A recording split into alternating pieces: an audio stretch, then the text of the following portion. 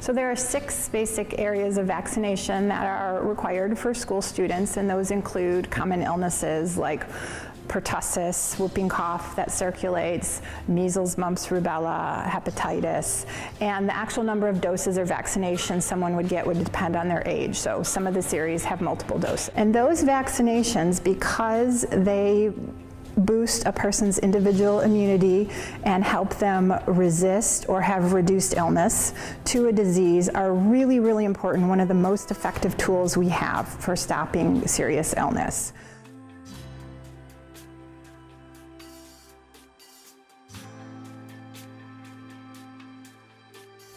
Vaccinations have been so successful that we don't even see a lot of these illnesses anymore. We really live in a society where people don't know what polio is and have not seen the effects of something like polio that can be really devastating. There are some students that can't get vaccines because of health complications. Usually they're immunosuppressed, students that are on chemotherapy, students that have had transplants, their bodies can't handle the vaccination, so you want to make sure that those students don't get exposed.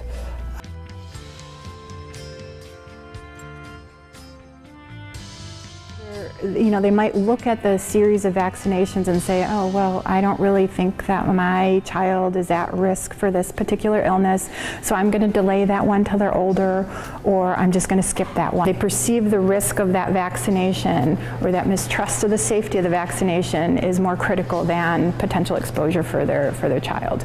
It's not unrelated to increased rates of not using some of these vaccinations that we see more cases.